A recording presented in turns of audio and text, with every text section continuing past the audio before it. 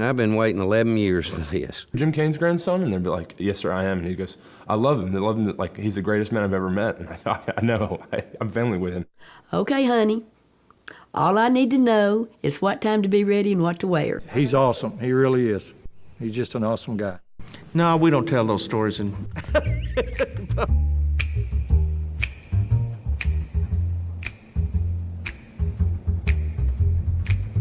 Trailers for sale or rent. Down as well as he's got his banjo. Right! Come here. No phone, no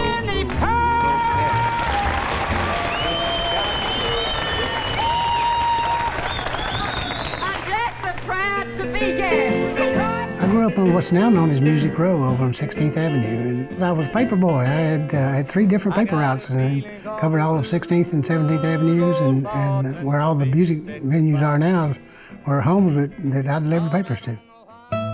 We grew up in a very loving family of, I had 2 brothers and a sister. My mom and my dad both had polio and we struggled in life, as you can imagine. But we had a house full of love, we just didn't have much to go in the house. I've known Jim for many years. I actually knew his father. And his father was a person that loved people. I first met his dad in the courthouse probably 50 years ago. And Jim is a lot like his father. He always wanted to help people. My grandfather worked at the courthouse. He worked the elevator. He was handicapped. He sat in a stool and worked the elevators. My dad got in trouble for truancy. The police officers went and found Johnny. He said he could hear those crutches coming down the hallway. He knew he was in trouble. He knew he was in trouble. I went to Hume-Fogg Technical High School down on 7th and Broad. I did have an interesting teacher at Hume-Fogg by the name of Paul Beasley that I credit saving my life because we had experienced, my dad passed away when I was 13 years old and it was just a tough time in our family and I was kind of young and cocky and brash and thought the world kind of owed me a living, so I was out to collect. And Paul Beasley said, no, son, you're not. You're going to be something. You're going to make something out of your life. And he really saved me at that point.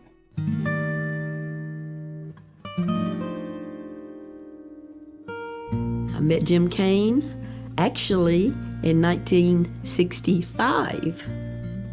We had our first date, November the 25th, 1965. We met at a teen town dance at old Father Ryan High School out on Church Street. I think she really had eyes for my brother, but she was just tired of all her other friends getting all the guys, so she struck out gonna get her own, so she got stuck with me. He was a little cocky, but I kind of liked it, I guess. He's still around, and so am I. We got married when I was 17. We had our first child when I was 18. 2.5 years later, we had another child. And like any young couple, we struggled. But the one thing that we did is we worked hard. He was a wonderful father. He loved his kids. He loved his family. And he worked hard to make us happy and give us everything he could possibly give us. Growing up with my parents was amazing. I mean, they're wonderful people who are really kind, and they tried to show us, how to be the right type of person and how to treat others. And when they had me and my brother, they were really young, and so that zest for life kind of flowed into what they try to teach us about how to live and how to have fun and be, a good person. I started out as a switchman in the Nashville terminal, and which was switching boxcars back and forth, making up trains and switching the local industries here in Nashville. And it seemed like every 30 or 60 days we'd get laid off because of the workflow.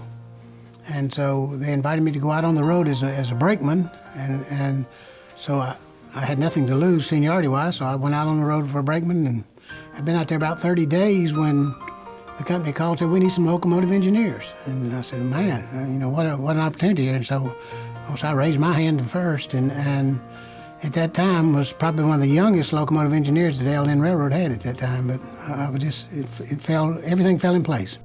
Well, I ended up with an issue with one of my eyes and couldn't pass the eye test to continue to work as a locomotive engineer. And so I was transitioned into a safety program called Operation Lifesaver, where we went out and tried to educate the young people on staying away from tracks and not throwing rocks at trains and not standing on bridges and playing on bridges. And as they progressed into the driving age, we talked to them about driving habits around railroads and what to expect and how to safely travel over our tracks over Tennessee. The good Lord has a way of looking down on young and innocent and sometimes stupid people and provides them a path. And the good Lord provided us a path that said if you work hard and you're true to your word and you're good to the people that you work with and work for, there'll be rewards for you. And we've been rewarded richly beyond anything we could ever envision. We've been rewarded by His blessings. The first time that I met Jim Cain was in jail, where he was arrested, and he had come through the booking room, and I made the necessary arrangements to get him out of jail. Why? You said I could cut up a little bit. Actually, no, that's not so. I consider Jim one of my best friends, and I really look up to Jim. He's not much older than I am, but he has been a mentor to me, not only in the Shrine, but also in my personal life and business life. I met Jim Cain, I guess it was 1995. I'd already been in the Shrine several years, and that's whenever Jim came into the Shrine. Jim Cain and I actually went through the same class together in the Shrine. We entered the Shrine together. Jim is a hard-working person who is very dedicated to the Shrine and Shriners Hospitals. He brings people together in the best of ways. He rallies people around a great cause, and he really believes in what he stands for. And I think he saw that the Shriners would be an area that would help a lot of people, and he could be a part of that. He's absolutely committed to the Shrine and the work, the charity work that the Shrine does with the hospitals. I've had the honor of working with Jim at the Scottish Rite, at the Shrine, and he is just one of the easiest guys to talk to. He's always open, always willing to help, always willing to jump in and at whatever level and do whatever he's asked to do.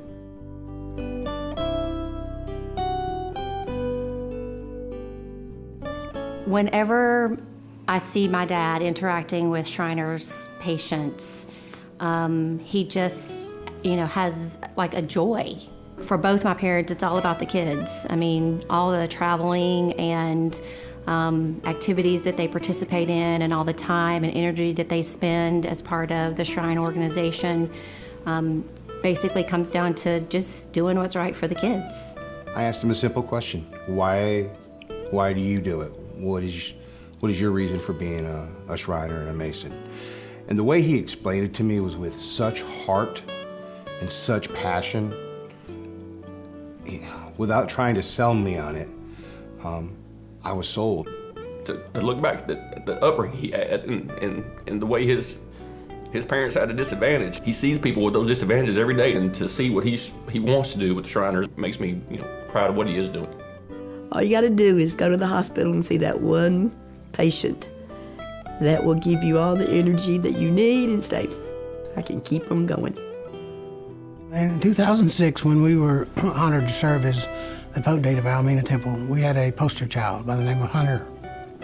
That child never complained about anything. And he always had that beautiful smile on his face.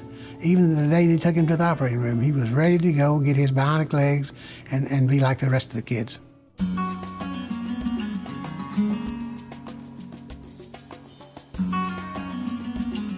Patsy and I often say to each other, what a blessing this is to us, because we've got an opportunity over the last 10 years to go places, to see people, to see things happening that absolutely in no way that two country kids from Nashville, Tennessee would ever had an opportunity to do if it hadn't been for the Shrine. And so it's just been a real blessing for us as we've moved up the line all these years. We've met so many wonderful men and women across this land who have the same passion that we do for our kids.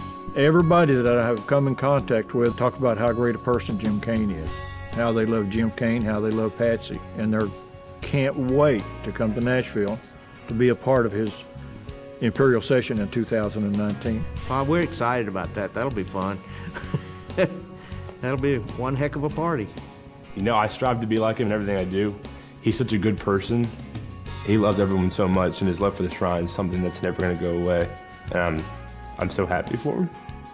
I've stood up at each Imperial session over the past 11 years and had the honor to nominate him for each position up the line. And I am elated and ready to nominate him for the office of the Imperial Potentate of Shriners International. We knew what we were getting into 10 years ago when we chose to run for this line, and we're going to spend the next year doing the very best we can to try to serve the nobility and the ladies of the shrine, hoping that we can make just a little difference in the life of a chapel. Jim's a great guy and will be a wonderful leader for our fraternity and for our hospital. And on the other side, he is a guy that wants to have some fun. So in Nashville, I can assure you, we're going to have some fun. I would welcome Shriners to Nashville with just the same exuberance that everybody else in Nashville welcomes any new person. That's what we're excited about, is giving Nashville an opportunity to showcase all the great things that we have here and the hospitality that we show when anyone comes to visit us. I'll guarantee you it will be a trip of your lifetime if you'll just make plans to come to Nashville, Tennessee in 2019. Not only as a Shriner, to celebrate our Shriners and conduct our business, but to have fun and fellowship, because that's what Shriners are, having fun and fellowship while helping those who are less fortunate than we are. 2 hours of pushing broom buys an 8 or 12 4-bedroom. I'm a man of means by no means, king of the road.